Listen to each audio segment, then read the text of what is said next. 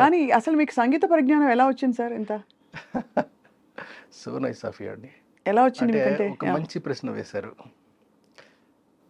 నాకు నాకు నిజంగా నాకు నాకు మ్యూజిక్ డైరెక్టర్ అయ్యే ఛాన్సే లేదండి. నాకు నిజంగా తెలీదు ఏమీని. హ్మ్. ఏబీసీడీలు తెలవదండి. రాగాల పేర్లు తెలీదు. తాళాలు పెద్దగా తెలీదు. ఏమీ తెలీదు. అంతకుముందు నన్ను చూసినటువంటి ఒక వ్యక్తి అండి నా దగ్గరికి వచ్చి, ఎవరో కాదు అది కృష్ణ గారు అలాగని, హ్మ్. అంటే చక్రవర్తి గారి దగ్గర దాదాపుగా 200, 300 సినిమాలకు పనిచేశారండి ఆయన. హుహుహుహు. ఆయన ఒకరోజు నా దగ్గరికి వచ్చి, ఏమండి మీరు మ్యూజిక్ డైరెక్షన్ చేయండి సార్ బాగుంటుంది అన్నాడు ఆయన. నేను ఎలా చేస్తాను సార్, నా వల్ల కాదు కదా, నేను ఎలా చేస్తాను, నాకు రాగాలు తెలియదు, తడాలు తెలియదు కదా, ఏమీ తెలియదు, నేను ఎలా చేస్తాను అసలు అన్న. లేదు లేదు సార్, మీ దగ్గర ఒక ప్రత్యేకమైన క్వాలిటీ ఉంది, ఆ క్వాలిటీ తోటి మీరు చెయ్యొచ్చు సార్ అది. ఏం క్వాలిటీ సార్ అది అని అడిగా. You are a creator, you can create things. మీరు ఏదన్నా ఒక రాగం ఇప్పుడు నేను ప్లే చేసాం అనుకోండి అని చెప్పి ఆయన ఒక రాగం ప్లే చేశాడు. నేను ఆ రాగంలోనే పాడుతున్నాను. చూసారా, మీకు తెలియకుండా మీరు ఇదే రాగంలో మీరు పాట పాడేస్తున్నారు, కొత్తది పాడేస్తున్నారు, మీకు తెలియటం లేదు.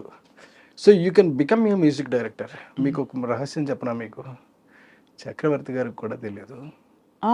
ఒకసారి చక్రవర్తి గారు కూడా నన్ను కలవడం జరిగిందండి. జరిగితే ఆయన నేను అడిగాను, ఏమండి నాకు నోటేషన్ రాయడం రాదు, సరే రాగాలు ఈ మధ్య కొంత నేర్చుకున్నాను అనుకోండి, అంటే కొంతకాలం అయిన తర్వాత కలిశానండి, నేర్చుకున్నాను, తాళాలు ఇవి లేటెస్ట్గా తెలుసుకున్నాను కొంచెం వరకు. But I don't know even telling you before you I'm nothing. చెప్పండి సార్, నేను ఇప్పుడు నోటేషన్ ఇదంతా రాజుడు నేర్చుకుందాం అనుకుంటాను. ఆయన అన్నారు, మంచి సలహా ఇచ్చారండి, నువ్వు నేర్చుకోకయ్యా, మానే, అలాంటి ఆలోచనే మానే. ఎందుకో తెలుసా, దానికి కారణం ఉంది. You are something, nobody knows that you are a creator, you can create things. ఒక రాగం పాడితే అదే రాగంలో పాడేయగలుగుతున్నావు కదా నువ్వు.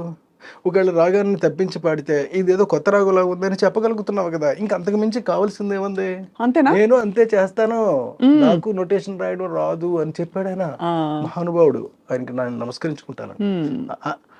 ఆ తర్వాత నాకు బాగా కాన్ఫిడెన్స్ వచ్చింది. ఇక ఆ తర్వాత ఎన్ని సినిమాలో, అంటే ఇప్పుడు చెప్పినటువంటి కృష్ణ గారు ఎమ్మెల్యేల వరకు ఉండి ఎమ్మెల్యేలో చనిపోయారండి ఆయన. ఇప్పుడు తర్వాత కూడా వరుసగా హిట్లు ఇవ్వడానికి కారణం ఆయనే. నేను ఇన్ని సినిమాల యొక్క నెంబర్ ఆఫ్ హిట్స్ ఇచ్చుకుంటూ వెళ్ళాను అని అంటే కారణం కేవలం కృష్ణ గారండి. ఒక ట్యూన్ పుట్టాలనుకోండి సార్, ఇవాళ ముందు మిమ్మల్ని సంగీత దర్శకుడిగా ఎందుకు ఆవిష్కరిస్తున్నాం అంటే ఆ కోణం తెలుసుకోవాలని చాలా మందికి కుతూహలం ఉంది. ఒక ట్యూన్ పుట్టాలంటే ఎలా? ఇప్పుడు మీకు లిరిక్ వచ్చి మీరు ట్యూన్ చెప్తారా, లేకపోతే మీరు ట్యూన్ ఇచ్చి లిరిక్ ఎక్కువ ఎలా జరుగుతూ వచ్చింది? రిసెర్చ్ బేస్డ్ అండి. అంటే సాధారణంగా మిగతా వాళ్ళందరూ కూడా వాళ్ళందరూ విద్వాంసులు కాబట్టి, ఇప్పుడు కీరవాణి గారు కానీ లేకపోతే కేవి మహాదేవన్ గారు, వీళ్ళందరూ కూడా ఏం చేసేవారంటేనండి, హార్మోని పెట్టుకుని వాళ్ళు ఏదైనా ఒకటి అడిగితే దానికి అనువుగా ఒక ట్యూన్ కట్టడం కానీ లేదా ఒక కొత్త ట్యూన్ ఇచ్చేయడం కానీ చేసేవారండి. నేను అలా చేయనండి. నేను I go very deeply in the music field, in different songs అండి. వింటాను. ఇప్పుడు నేను నాకు అనువైనటువంటి రాగాన్ని ఎంచుకుంటానండి. అంటే ఒక డిఫరెంట్ కైండ్ ఆఫ్ రాగాన్ని ఎంచుకుంటాను. అంటే నాకు బాగా హార్ట్ టచింగ్ అనిపించినటువంటి ఒక రాగాన్ని ఎంచుకున్న రాగంలోంచి ఇప్పుడు అందులోంచి కష్టపడి తయారు చేస్తారండి ఒకటి. ఆ తయారు చేస్తే డెఫినెట్గా అతికేస్తాను, జనానికి అతికేస్తాను. ఎందుకంటే కరెక్ట్గా అక్కడ సిచ్యువేషన్కి మ్యాచ్ అయిపోద్ది కాబట్టి అండి. రాగాల పేర్లను తెలుసా సార్ మీకు? అంటే రాగాల పేర్లు కూడా తెలుసా, లేక జస్ట్ మీరు అనేస్తారా? లేదండి, ఇప్పుడు అంటే కొన్నిటికి మధ్య మావతని ఇవన్నీ పేర్లన్నీ తెలుసండి. తెలుసుకుని wow, that's a great thing sir. అంటే సంగీతం నేపథ్యం లేకుండా అంటే ఈ మధ్య నేర్చుకున్నాను తప్పండి, నేను సంగీత దర్శకుడు అయిన వెంటనే మాత్రం నేర్చుకోలేదు. కొంతకాలానికి నేర్చుకోవడం మొదలుపెట్టానండి. అటు ఆనంద భైరవి తెలుసు, ఇటు మోహన రాగము తెలుసు. చాలా వెరీ బ్రిలియంట్ ఇది సార్, అంటే సాహసం కూడా. బట్ మీరు చాయిస్గా అన్నీ చేయాలని అనుకున్నారా, లేక మీ బిడ్డ కాబట్టి ఆ సినిమా, లేక అలా అమరిపోయాయి అన్ని? కాదండి, నా బిడ్డ కాబట్టే ఇది నా ఫిల్ము, నేను కథ చేస్తున్నాను, నేను స్క్రీన్ ప్లే చేస్తున్నాను, నేను మ్యూజిక్ చేస్తున్నాను, నేను సంగీతం చేస్తున్నాను, నేను డైరెక్షన్ చేస్తున్నాను. కాబట్టి నేను ఒక అద్భుతాన్ని ఎలా క్రియేట్ చేస్తాను అలాగని చెప్పేసి చాలాసార్లు నేను కష్టపడిన సందర్భాలు కూడా ఉన్నాయండి. ఉదాహరణకి మీకు చెప్తాను. ఉమ్, మీకు 'ఎగిరే పవరములో' ఒక పాటకి ఒక అద్భుతమైనటువంటి సమయము, సందర్భము 2 వచ్చాయి. ఉమ్, సమయం ఏమిటి అనంటే నా వల్ల కాని పరిస్థితి. ఎందుకంటే ఒక క్లాసికల్. అంటే 'శంకరాభరణంలో' శంకర శాస్త్రి గారు చేసినంతటువంటిది నాకా ఏబీసీడీలు తెలవు. నాకేమి రాగజ్ఞానం ఉంది. ఇది మన వల్ల అయ్యే పని కాదులే అని ఒక విద్వాంసుడిని పిలిచామండి. ఉమ్, మీరు కంపోజ్ చేయండి సార్, ఈ ఒకదానికి మీ పేరు వేస్తాను నేను అని చెప్పాను నేను. చెప్తే ఆయన కూర్చొని కంపోజ్ చేశాడు ఆయన. నాకు నచ్చలే. ఉమ్, ఇది కాదులే అని. మొత్తం మా యూనిట్‌కే నచ్చలేదండి. ఉమ్, లేదు సార్ మీరే కూర్చొని చేసేయండి సార్ అని. అప్పుడు సరే అయితేనే అలాగని నేను ఒక రూమ్‌లో కూర్చోనండి. ఉమ్, ఒకటి ఆలోచిస్తూ చేశానండి. ఆ చేసిన పాట మీకు చెప్తానండి. ఉమ్. బ్రహ్మలు గురు బ్రహ్మలు గానామృత ఋషివరులు ఏదో అలా మంచి సంగీతం మంచి లిరిక్ ఉంటుందండి. అది వేటూరి గారు రాశారు. వేటూరి గారు రాశారండి. అద్భుతంగా రాశారండి. అలా పుట్టింది ఆ పాట. అది అంటే అలాగా కొన్ని పాటలు పుడుతుంటాయండి. అంటే ఉమ్, చాలా క్లిష్టమైనటువంటి పరిస్థితుల్లో పుడతాయి. ఉమ్, ఉదాహరణకి మీకు అబ్బని కమ్మని దెబ్బ ఉమ్, అని ఉంది కదా. ఉమ్.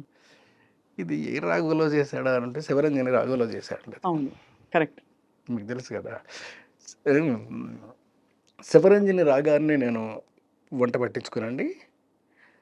శివరంజని రాగంలో మనం కూడా చేయాలి అలాగని చేశాను నేను. శివరంజని రాగంలోనే చేశాను పాట. ఉమ్, ఆ, ఆ పాట టాప్ హీరోలదండి. ఉమ్, అందులో ఒక్కసారి వద్దకొచ్చి ముద్దులిచ్చి ఉద్ధరిస్తా, అరే తక ఝిమ్ తక ధిమిన్న డక్కల నడుములో అంటూ ఉంటుందండి ఆ పాట. ఆ, అంటే ఒరిజినల్ ఏది కూడా నేను నేను అసలు అంటే నేను ఇన్స్పైర్ అవుతానే తప్ప నేను దేన్ని కూడా చెప్పనండి. ఉమ్, ఆ ఒరిజినల్గా ఉన్నది ఏది మాత్రం వాడను నేను. ఉమ్. చాలా అంటే మీకు ఎంత ఎంజాయ్ చేస్తున్నారు మీ సంగీతం? అంటే అమ్మో, సంగీతమే ఎంజాయ్ చేస్తున్నారు. ఎందుకు రేపు రాబోయే సినిమాకి అప్పుడే ఆల్రెడీ అన్ని ట్యూన్స్ చేసేసానండి. ఓ, మీరే చేశారు. సో ఏమేమి చేశాను. చేయబోతున్నారు సార్ రాబోయే సినిమా గురించి చెప్పండి. Before we go back into your నాకు ఎన్ని సినిమాల గురించి ఎన్ని విషయాలు అడగాలి. రాబోయే సినిమాలో ఉమ్, నేను టోటల్గా మ్యూజిక్ అంతా చేసేసానండి. కంప్లీట్గా everything every bit um, complete ready అండి. ఇంక్లూడింగ్ రీ రికార్డింగ్తో సహా కంప్లీట్ అయిపోయిందండి. ఐఎమ్ వెయిటింగ్ టు వినిపించడానికి. మేక్ ద ఫిల్మ్ అండి. ఉమ్. Make the film. ఇది ఎలాంటి థీమ్ కథాంశం తీసుకున్నారు సార్ ఈ కొత్త సినిమా? అంటే నా సినిమాలో కథాంశం చెప్పడం కొంచెం కష్టమేనండి. ఉమ్, మరి అంటే మీరైతే చెప్పేస్తారేమో, ఎందుకంటే ఇది జానర్ అలాగేనండి. సింపుల్గా ఇది జానర్ అని చెప్పేస్తారండి. ఉమ్. కానీ నేను అలా చెప్పలేను ఖచ్చితంగా. పోనీ ఎందుకంటే ఆ, ఇప్పుడున్నటువంటి నేటివిటీలో ఇప్పుడున్నటువంటి దాంట్లో ఒక కథ జరుగుతూ ఉంటుందండి. ఒక అద్భుతాలు క్రియేట్ చేస్తూ ఉంటారు వాళ్ళు. Um, advanced about of the knowledge is the cinema అండి. సినిమా పేరే బహుశా 90% ద నాలెడ్జ్ అని పెడతారండి. The knowledge. The knowledge cleansed films అలాగనేది నా బ్యానర్ పేరు అండి. అంటే కొత్తగా ఒక బ్యానర్ పెడదాం అలాగని. క్లెన్స్డ్ ఫిలిమ్స్ అని అంటే దాని అర్థం శుద్ధి చేయబడిన అని. Cleansed films.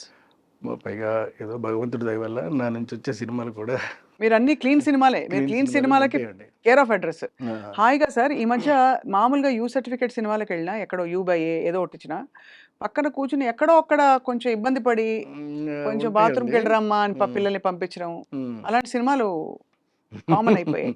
అలా లేకపోతే ఒక భయంకరమైన బ్రహ్మ పదార్థాన్ని చూసి జీర్ణం కాని ఒక విషయం తిన్నట్టు ఫీలింగ్ కలుగుతుంది. సో దీనికి ఏంటి సార్ కారణం? మీరు ఎలా చూస్తారు as a completely different approach ఉన్న ఫిల్మ్ మేకర్గా?